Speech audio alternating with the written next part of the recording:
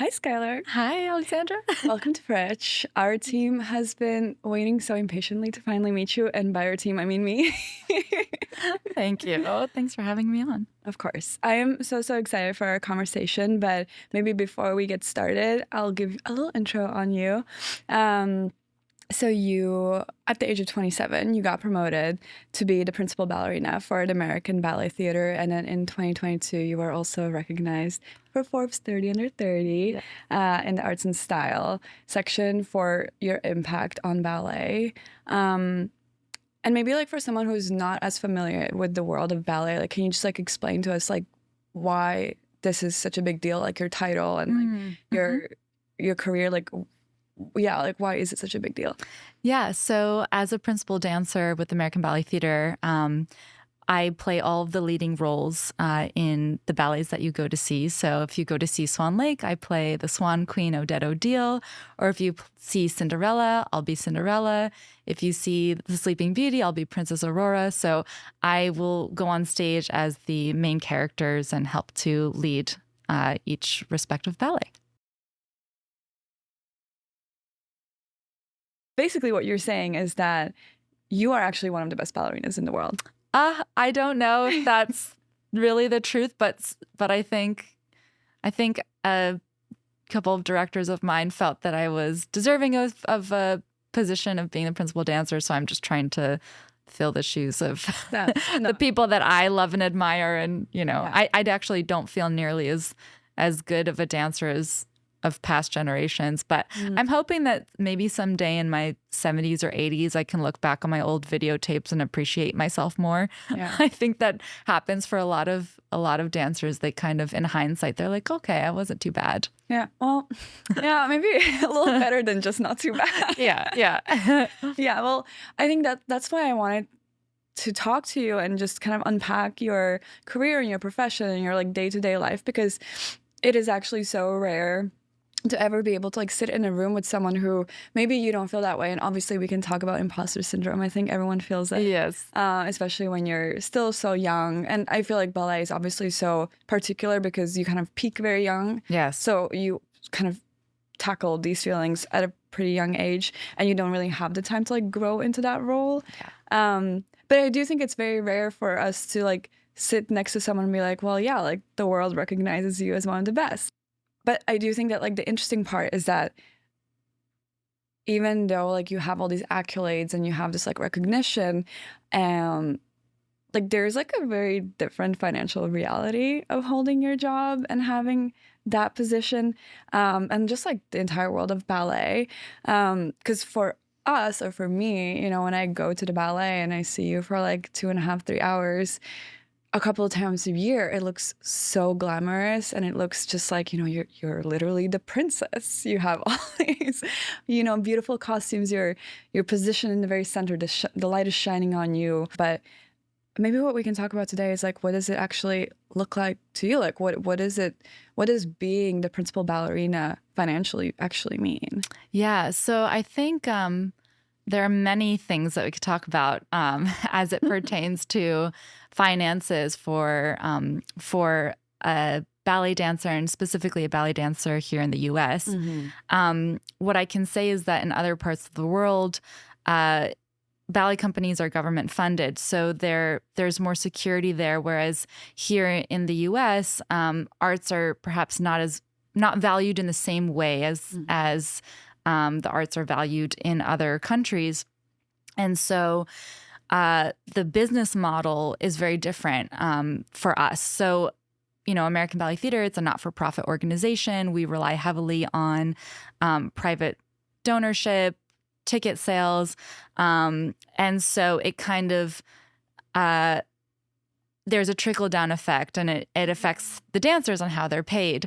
It's interesting because we as dancers at American Ballet Theater were only contracted for 36 weeks of the year, which means that those other weeks were actually laid off, and people are filing for unemployment benefits. They're doing gigs. They're trying to find other sources of income because, of course, your rent doesn't stop. Right. But it's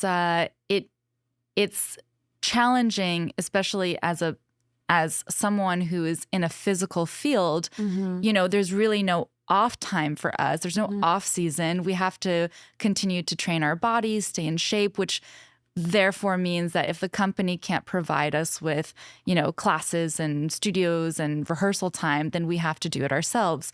So for me personally, on the off periods, or days off, even days off, even when we are in season, I'm renting studio space. I'm hiring my own coaches. I'm investing a lot of my own time and money and resources into continuing to train so that I could continue to stay in shape, but also to get better. And for me, I always look at it as, an investment in myself. Fortunately, an investment that I can make in myself. Not everyone is in a position to be able to have the funds to actually spend on making themselves better. But, I think you largely do it, so that you feel more confident on stage. I put in the extra time and hours with my coaches so that I can produce a better product, but also for all my life, I was trying to, attain the next step, the next promotion, the next role, the next position. And so in investing in myself, I was looking at it as something that would hopefully pay off someday and get me to, let's say, the rank of principal dancer, which fortunately it did. I think I'm in a different position from other dancers in the company in that being a principal dancer, you actually get invited to go guest places. So during the time off, it's okay. I can perform elsewhere and actually get paid. But for dancers who maybe are like 17, 18 years old, who are joining this major ballet company and haven't formed their own reputation or haven't developed their careers over the same amount of time yet because they're just starting, they are more stuck. They're not getting the same invitations to go perform elsewhere. So they're in a little bit of a bind. And as a company that's part of a union, every time we have new contract negotiations with management, we're always fighting for those younger dancers so that their base salaries are higher, even at their lowest rank, so that they can survive better, especially in a place like New York City, where cost of living is very high. That's a little bit kind of to start about how it works for us. I think, there's also the importance of social media for everyone these days, but especially as, let's say, an entertainer, I want to be able to let people know where they can see me dance, where they can find me, but also it's important to build a large social media following so that you can make money off of Instagram. I think a lot of people actually end up doing that. It's like their ballet company provides them with the title and the status of like, I'm a principal dancer, but they make the majority of their money perhaps off of paid posts and Instagram collaborations. So it's like this interesting balance that I think a lot of my friends have to find, and I try to find, of putting in time in the studio to make a great product on stage when you actually go to watch us live, but also the amount of time that you spend doing those side jobs and kind of marketing yourself on Instagram or YouTube or what have you, because that can be really lucrative as well. Oh my God. Yeah, it's a lot of information. No, it's just it's kind of crazy, right? Like I think like even just like starting at the very first point, like I don't think, or like at least when I first chatted with you, I did not realize that this part of your work that goes into becoming the principal ballerina that like helps keep the ballet's title and recognition around the world, you're not being paid for that work. Like you're unemployed. Yes. Like it's only half the year that you're like an employee of this theater. Yeah. And I think it's also interesting to recognize this disparity between, let's say a ballet dancer and other athletes, because we are athletes. We're just as physical as the next person, and we endure so much. Our bodies go through so much where, we're contending with injuries all the time. That's something else where, we have to invest in our own body work. Like I go and I pay a massage therapist every week just to keep me on stage. Right. And we have our own physical therapists at the ballet company, but it's 2 people treating 90 dancers, whereas perhaps if you went to a basketball team, they're going to have a whole staff, their whole setup, of people taking care of them, plus their multi-million-dollar contracts every year. Right. Because again, here in the US, people enjoy sports. They enjoy a winner and a loser. And even though, again, we are exerting ourselves just as much as the next athlete, you don't have the same eyeballs on us. It's we're not on TV. There's no ESPN for ballet. Whereas perhaps in Russia, they have the Kultura channel, which broadcasts ballet all the time. So there's a different emphasis on the arts in general, but especially for ballet dancers, we're killing ourselves and we're making, just a smidgen of what the next athlete might make. Right. Right. Maybe that's also something that we can talk about. Like, obviously, you are being paid way more than like someone that just joined the company. But like with your base salary right now, would that even be enough for you to cover the costs during the off season? I'm lucky in that, again, I'm able to supplement with other gigs or projects. And then for the less financially stable dancers, there are those really amazing humans out there who will sponsor a dancer and their private coaching. So there, I know of a few of my friends who work privately with their teachers, and thankfully someone else is covering the cost for them because they believe in them. They want to see them thrive on stage. But yeah, for me, I'm able to I'm in a very fortunate position where I am able to support myself. One thing that I also was kind of curious about, like within the like on season, like I'm assuming like the studios, the teachers, the massage therapists, everything is paid for, right? Yes. So in the ballet company, we're very well taken care of in the sense that they provide us with physical therapists. They have their own studios, so we don't have to rent. Of course, we're going to work would be like a company having offices or an office building. They have those things. Supplies wise, we have hair and makeup teams. So when we actually are performing, there are people there to do our hair and makeup. We don't have to necessarily buy our own makeup. They also, a huge expense is they provide point shoes for us. So the shoes that we wear as ballerinas are point shoes, which is what you see that we wear when we stand on our toes. And those are extremely expensive. Those could be at least $100 a pair, if not more. If you go into customizing them, maybe they could be $120. And when you're a student, you're paying for your own point shoes. And it's interesting because in ballet, you hope to have really flexible feet, like big arches, big instep. You want your feet to be bendy. But the issue with really bendy feet is that they can break in a new shoe very quickly. So the weight of your body plus, in addition, to the flexibility of your foot can actually break down a shoe faster, in the same way that perhaps someone who is a runner might go through more running shoes, the more impact that they put on the shoe. It's the same thing for a ballet dancer. So I have friends who can only wear a pair of point shoes, let's say, for one day. So they wear a $120 pair of point shoes and then they go in the trash literally that evening. Could be that way some people wear 3 pairs of shoes in one performance because their feet are just so flexible that it's breaking down the materials. Oh my God. So shoes, the shoe budget for a ballet company, it's in the hundreds of thousands of dollars.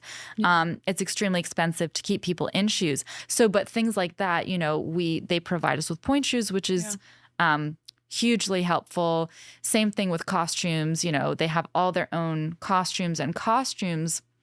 Again, it's the budget for costumes is enormous. Like one tutu could cost $6,000 or $7,000, just one. And you think about how many tutus there are in any given production and how many productions we have in our repertoire, not to mention, the cost of the sets and the orchestra and the staff and the crew and the stagehands and everything like that. So it's really again, the costs for a ballet company are enormous. However, when I go on a gig, for example, I need to rent my own costumes. I need to buy my own makeup. I need to, use shoes and be judicious about that. So all of a sudden, again, when you're on the off time, you're truly spending your own money on what you have to do just to be able to like go just to a to job. be able to earn the money. Yeah. Yes, exactly. Yeah. Can you give me like maybe like a ballpark understanding of like 1 month of costs just to like exist out of season? Yeah. So, let's say you're taking an open class. There are places in New York City that offer classes. You have to pay for it. Anyone can take there. So if you wanted to go take a ballet class, that could be $25 just for an hour and a half ballet class. Then let's say you want to rent a studio for an hour. That could be, it depends on the studio. It depends if you get a professional rate. But a studio could cost anywhere from, let's say, like $30 to $60 for an hour. Then if you hire a teacher, that could be $250 an hour for their time. If I wanted to go get body work done and actually be treated by someone who, is really, because again, your body's sensitive. So you want to go to someone who's really good, who's going to take care of you well. That could be $300 an hour. I'm trying to think the other cost. Then if I were to go on a gig, I need to rent a costume. That could be anywhere from $100 to $200. Or sometimes, again, talk about making an investment. Then you go and get your own costume made.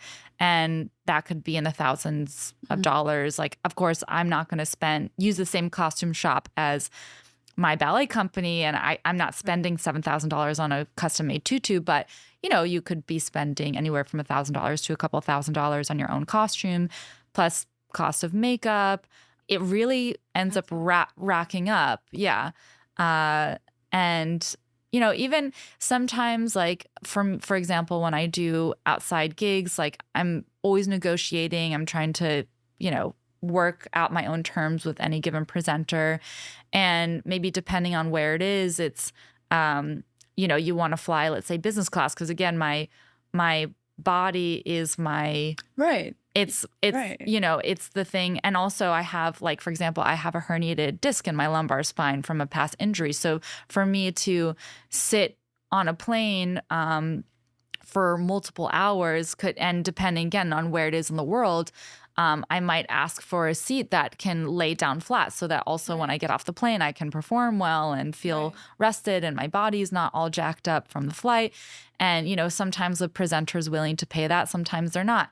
Then it depends, then it comes down to me and how much I really want to do a certain gig or not. So like maybe I'm then upgrading myself. Like that happens a lot. Plus hotels and everything that goes into bringing us abroad. But, they're not paying, again, they're not paying for business class seats for their top dancers. It would be like, flying out a basketball player, your most famous actor or actress that's going to star in a movie but those funds are not available to us. People don't want to pay that. So then it comes down to the decision of the dancer, do you want to then try to upgrade yourself? Like it's really, it's tough. It's like, we're so lucky to do what we love to do. And to be able to be an artist, I think is a luxury and a privilege in and of itself, because there are so many people who want to be a ballerina, let's say. I mean, obviously we accomplished it through enormous hard work and talent. It's not like it was an easy way to get there, but we are very lucky to be doing what we want to do. But then there are, things that come with the territory that are more challenging. Yeah. Again, we're not recognized in the same way as a lot of people in other professions. Yeah. ABT is so respected around the world, and you are like at the very top within the company. But even for someone like you, like your career, your profession, like your art, you have to train every single day to stay at the top. And also, hopefully, you obviously want to get even better. But then you have this mental gymnastics in your head where you're like, okay, I could do like extra 3 hours with my coach right now, Or I could go home and film reels and make like 10x more money. Yeah. And I think that's just like an insane reality of what it means to be an artist in the United States right now. Yes. So I'm just curious if you have any thoughts on that. Absolutely. You know, it's funny because I have a friend. He's like a arts expert. His name is Magnus, and he's a professor at Yale, and he's written many, many books, and he's a really smart guy. And he, I remember we had a conversation one time, and he was like, you know, Sky, you need to spend less time in the studio and more time branding yourself. And that's kind of his, I think that's a large part of his thinking process for artists in general. It's like, I go to the studio and I'm trying to perfect the 5% of my dancing that needs to be perfected. I mean, to me, it feels like, you know, 99% of my dancing needs to be improved. But to him, he's like, listen, you made it to the top. What you are working on in the studio is really only visible to you and to no one else. Spend that time outside branding yourself, getting those partnerships, building your following, you know, essentially becoming more famous. And for me, my priorities are such that I just simply respect and love the art form too much to not dedicate the majority of my time to my craft. But it really is interesting, you know, people, you see how they shift. Sometimes, you know, I see my friends, they're in rehearsal. They have, let's say, an hour to rehearse something that they have coming up, and they'll maybe take the last like 10 or 15 minutes and say to the teacher, I'm so sorry, can you hold the phone and film me doing this section and to create a post out of it. And it's like, I understand why they're doing it.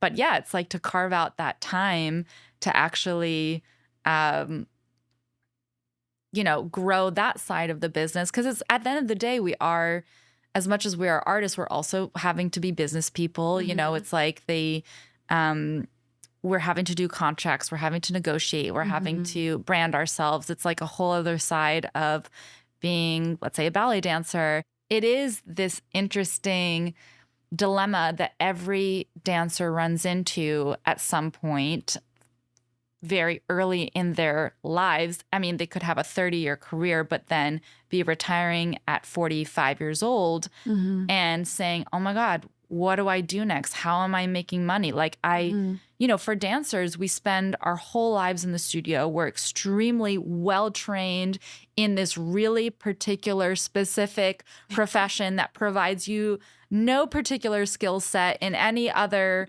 way.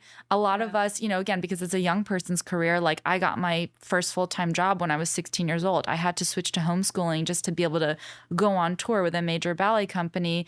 So, you know, I didn't go to university. I wasn't going to college. I wasn't pursuing a higher degree because I didn't need it. Yeah. And, you know, but at some point I'm going to need to think about what my next step is. And there's so much that it's such a loaded question. You know, it's like dancers always get asked that, what would you do if you weren't dancing, or what are you going to do when you retire?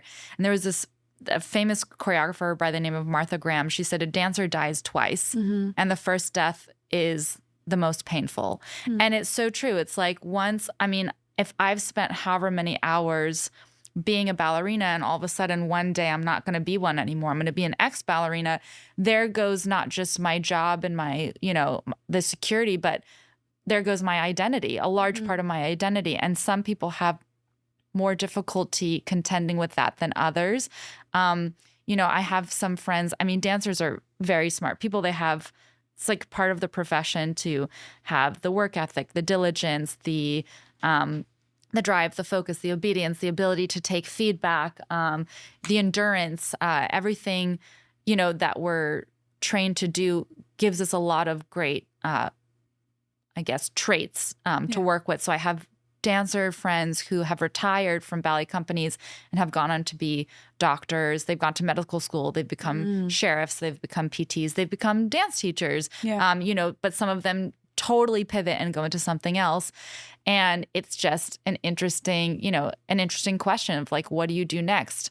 And again, that's, you know, I have friends who are they've invested in getting their college education, and they are going to college part-time while they do a full-time, extremely rigorous, demanding job. You know, you're in a performance season. You get to the theater maybe around 9 something in the morning just to wake your body up. And then you leave the theater at 11 o'clock at night, and you do it all again the next day. I mean, the hours, the amount of work that goes into being a performer is enormous. And then somehow some of my friends are pursuing, higher education on the side, and it may take them 7 years to get through all of their credits, but it's like so admirable when they do it. They actually graduate so that they try to set themselves up better for what comes after this. Your body can't support, you can't be a ballet dancer forever. So it can be really scary for people to kind of be like, what's next? How am I going to support myself? The work you're doing is very mental, but it's also incredibly physical, and you're dedicating every single minute of your life to do it because it is so demanding. And there's like the risk you take to actually quote unquote make it is so huge, because there's like, for most of us, like, let's say I want to be a marketer, like there's so many open positions, right? There's, even if I'm like kind of mediocre at it, I'll get a job, I'll be fine. But there's no room in the world of ballet or in the world of art in general to be mediocre. You're either the best or you're out, and you can't make money out of this. And you've put all your eggs in one basket. Like you've done everything. You put everything in there. You have no plan B. Maybe you can just tell a little bit. Obviously, we've talked about what the reality is once you are in the theater, you're part of this world-class group. But what comes before that? Like, how do you even get there? Yeah, no, it's so true. And talk about risk. I mean, I could literally tomorrow have a career-ending injury. Right. I don't have control over every variable that goes into my work. So again, it is, you're really it's kind of that it comes with its challenges and its risks. And and I think ballet, it's something, again, not everyone can do it professionally, as you remarked on. I think the ballet world gets very small quickly, because even if someone has, great talent, maybe they go through puberty, their body changes, they're no longer suitable to be a ballet dancer, or maybe a ballet dancer at a top level. It's like, I think going through having, again, teacher who or a really in touch parent to be able to say like, hey, this is great, we love this for you as a hobby, but like, you're not going to make it, which is such heartbreaking news for a young person. But it's sometimes it's necessary to have that reality check, because if you're going to go down this path, and it's already hard enough when you're in one of the top companies, let alone a more regional ballet company. Yeah, it's really, it's tough. And the amount of work that goes into dancing at, any kind of professional level, whether it's with ABT or elsewhere, you're still putting in that same amount of work. It's like you're really doing it because you love it. And that's what's sustaining you the most, not because like you're going to make tons of money out of it. And, you do it because you're like, I love to do this. And it feels like I'm not working a day in my life because I'm so passionate about it. Yeah. You mentioned that like at age 16, you already like were working, and you had to get homeschooled. Like, what does it actually take? Like, what did your schedule look like? And maybe also it would be interesting to touch on, I think, like, how much does it cost to become a ballerina? Yes. As a kid, I was making a lot of sacrifices, which to me didn't feel like sacrifices, because I was eager to pursue this career. But, I was missing sleepovers. I was getting exempt from physical education at school. When I used to go to a normal school, everybody thought I was weird. And I was like the weird 8-year-old who had like this huge dream, like knew what she was going to be when she grew up. And most 8-year-olds are like, playing on the slide and like hopscotch. And, and for me, I was just like, oh, I'm in another world. So, there were a lot of sacrifices. You know, it's like you go to regular school, you're trying to balance, again, academic life, an important social life as a kid, and also then after school you're actually going to dance, which means that maybe you get home closer to like 7:30 or 8 p.m. That's when you start your homework. You know, and then depending again on how talented you are, it's like, obviously my parents had to support me. You know, my mom was commuting into the city with me every day so I could take lessons in Manhattan, you know, paying tolls, gas money, buying me the supplies, leotards, tights, again, point shoes, so expensive, getting the private training. You know, thank God I had the ability to do those things, and that my parents believed in me enough to support me in doing that. And I guess, you know, they probably saw talent and they were like, okay, this is a worthwhile investment in our child. You know, she loves doing this, but she also has promise. So let's support this. But thankfully, again, you know, there are scholarships for people that are merited. And so, you know, I mean, it's been so long that I've been out of school, so I have no idea what it costs to go to ballet school. But I know for me, you know, again, for example, like my own cost, even as a professional dancer, getting private training on the outside is the cost of the studio, the cost of the teacher, you know, just your time being there. So, yeah, it definitely, I think ballet is an expensive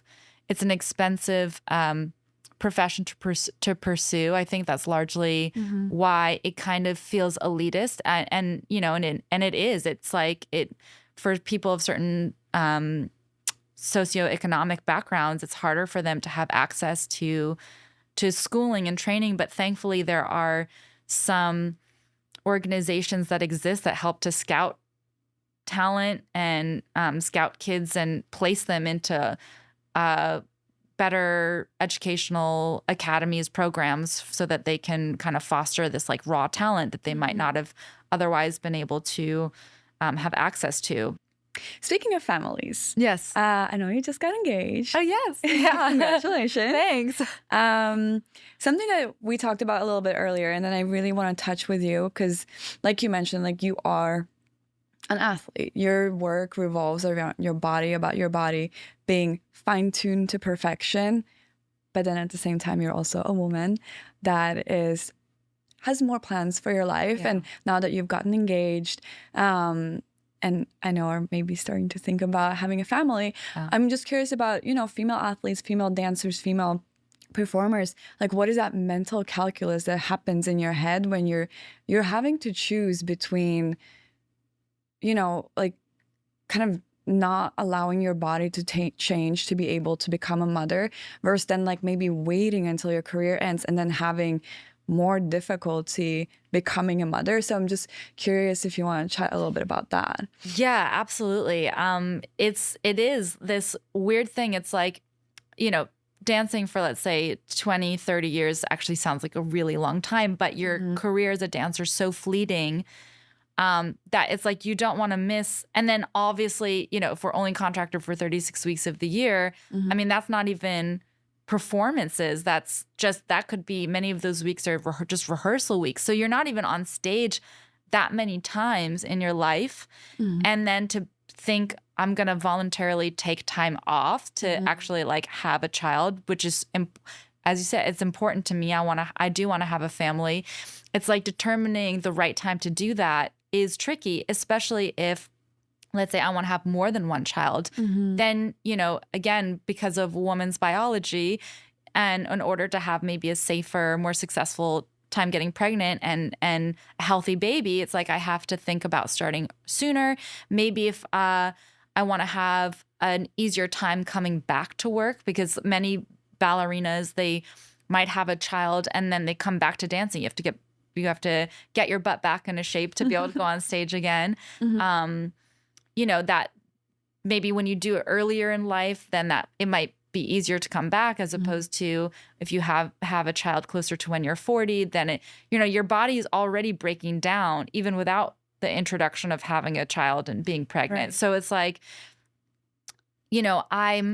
I personally am placing trust into that quote maternal instinct that hopefully will kick in and be the indicator as to like, okay, this is the right time to have the child because you're really dying for one.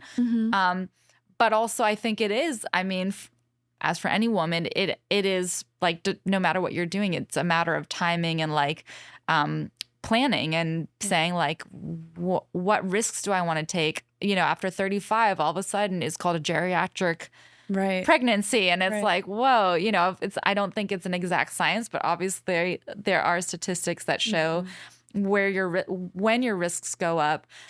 For dancers, also like how much can your body go through? Like I know a lot of my friends, they performed when they were like 4 months pregnant, 5 months pregnant, 6 months pregnant. My God. Yeah. And they're like, you're like, how much am I starting to show? How many, like there are the wardrobe people who are putting alterations into the tutus to kind of make it a little bit bigger for a wider girth. So yeah, I think it's definitely, it's something that I want to do, but it's sacrificing that time, which I'm sure once you have a baby, I mean, it's a privilege to be able to get pregnant and have a child, but you are taking time away from your very short career because it's not like after pregnancy, I'm going to make up for that time dancing into my 50s because I won't be dancing anymore. Right. And also being able to juggle, obviously, mom life. Like I have friends who just gave birth and they came back to performing. And it's like, again, our jobs are, it's physical. So like if you're up with a baby who's can't sleep and you literally get 4 hours of sleep, but now you have to perform and use your body, and that sounds dangerous to me. Like I don't know how my friends, you could then get an injury. Totally. Like I don't know how they're existing on 4 hours of sleep. I have like my sisters who are not dancers, like they're dying and just trying to survive like any other mother who's like, I'm running on fumes. But now add in like, okay, do your equivalent of like a New York City marathon on stage tonight and do it 8 times a week. So it's wild. Yeah. No, I mean, I think it's so important to have these conversations, just actually be like, hey, like we're putting people in a position where you actually have to choose. Yeah. And it's so interesting because like, especially for professions that have such a short timeline and that are so physical, you could, like you said, do it in the beginning and then take this huge risk of postponing any kind of career growth to years later. Or you do it later when you kind of collected your accolades, but now you're putting your physical health in a lot bigger of a risk. And you're kind of like maybe choosing to even retire even earlier. Yeah. Yeah, absolutely. It's like, the choice between a family and a career. And it's interesting also, to see how that affects the actual performance. Like, I mean, I think for all of my friends, they feel that having a child is like the most, when they've had it, it's like the most wonderful thing that they did with their lives, and it actually improved their dancing because their whole world opens up in a different way. They have a different perspective on life. But then other dancers are like, oh my God, I feel more limited as to the repertoire I can dance. I no longer feel like I can do the really hard, strenuous stuff because my body went through a whole thing and had to come back. You don't necessarily come back always the same. Some people do, but some people don't. So it's like a gamble kind of. Yeah. It's a huge risk. Yeah. I want to close out with like some rapid fun questions. Okay. First question. Do you make more money performing or from social media collabs right now? Well, I would say social media collabs pay more, let's say, for a post than for a show. So I guess I could say social media collabs. But if I look at the overview of my salary with ABT and then my gigging, then that's going to pay more. But let's say a gig versus a social media post, the social media post will pay more than a one-off performance. Isn't that so insane? It is insane. Because imagine the amount of work and resources and hours that go into doing one performance versus filming a little like, hi, this is me with my little like, I don't know, whatever, shampoo bottle. Yes. Yes, it is crazy. Insane. It's crazy. How old were you when you first started making money as a dancer, and how much were you making? Oh, I think I probably was like 12 years old. I was a supernumerary in a production at, I think it was, yeah, the Royal Ballet came to town and they needed children for their production of Cinderella. So like I got to stand on stage and like hold, I don't know, a stick or something. Yeah, I can't even remember what it was. But sometimes large scale ballet companies have those jobs for people to kind of be like extras on the stage. And I probably made like, to be on stage 5 times that week, probably like $100 or something. Okay. Yeah. All right. Well, thank you so much for doing this. Thank you. This was a pleasure to speak to you. Yeah, no, I'm so glad. I'm so glad that you were so open to talk about like such a wide range of topics. And I feel like you gave us just a more like realistic and human understanding of everything behind the scenes that goes into being a ballerina. Yes. Well, thank you. Thank you.